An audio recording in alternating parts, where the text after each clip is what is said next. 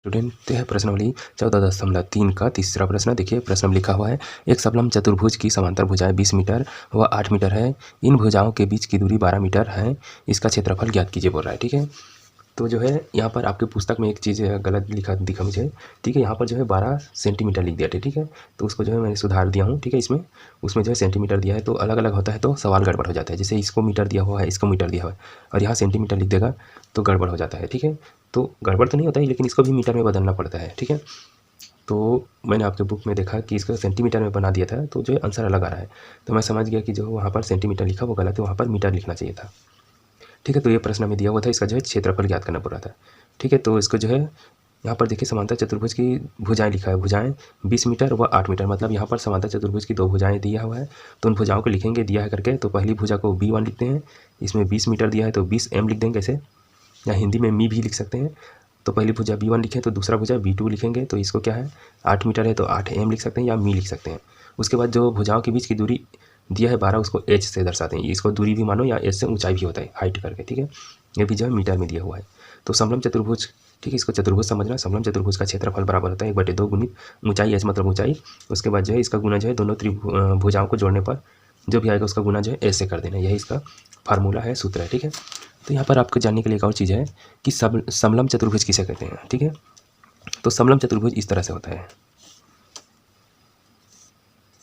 समलंब चतुर्भुज में होता क्या है, इसका जो है आमने सामने की जो भुजाएं हैं, ठीक है, ये जो है आपस में समांतर होते हैं, समांतर होते हैं। ठीक है, बराबर नहीं होते, लंबाई में बराबर नहीं होंगे लेकिन समांतर होते हैं। समांतर किसे कहते हैं, जैसे दो रेखा एक साथ साथ चलती लेकिन कभी एक दूसरे को काटती नहीं ऐसे। ठीक है, तो अगर उंगली दोनों ऐसे बराबर में हैं, ठीक है, तो ये समांतर है। और ऐसा हो गया तो एक दूसरे को काटेगा कहीं भी जाकर ऐसे, तो जो कट रहा है उंगली उसको जो है समांतर नहीं बोलेंगे। इस तरह से जो सीधा सीधा चलता है एक दूसरे के बराबर दूरी में, उसी को समांतर बोलते हैं। तो ये जो दोनों भुजाएं वो समांतर हैं। ठीक है, और यहाँ पर ऊंचाई h मतलब क्या होता है, यहाँ पर से कोई लंब डाला जाता है नीचे से, तो इसी का जो है h कहते हैं। ठीक है, इसमें जो ये जो है 12 है, 12 मीटर, और एक वाला नीचे वाला को 20 मीटर मान लेते हैं, और एक जो है 8 मीटर ऊपर वाला। ठीक है, इस तरह से समलंब चतुर्भुज है। तो इसका जो है क्षेत्रफल ज्ञात करना है, तो चलिए इसमें मान रख देते हैं। तो इसका क्षेत्रफल क्या हो जाएगा, 1/2 है, h का मान क्या दिया है 12 दिया हुआ है, गुना B1 और B2 को जोड़ना पड़ेगा, तो B1 का मान जो है 20 है और B2 का मान जो है 8 है। ठीक है, अब क्या करेंगे, देखिए ये जो है इसको कटाना चाहे तो कटा सकते हैं। देखिए 12 ऊपर में गुना में है और जो है 2 जो है नीचे में बटे में, इसके बटे में, तो गुना वाले का तो ऊपर से ऊपर गुना होता है। अगर आपको समझ नहीं आता है तो 12 लिख देना। ये 12 और 1 का गुना होगा तो 12 कम 12 बटे 2 हो जाएगा, और इन दोनों को जोड़ेंगे तो 20 और 8 28 हो जाएगा ऐसे। ठीक है, तो अब इसको कटा सकते हैं। देखिए 2 एकम 2, 2 छके 12, ठीक है, 6 बार में कट गया, नीचे का 2 खत्म हो गया। तो क्षेत्रफल क्या मिलेगा हमें, ये 6 मिल रहा है और इधर 28 है, तो 6 और 28 को गुना करें, हमें जो है आंसर मिल जाएगा।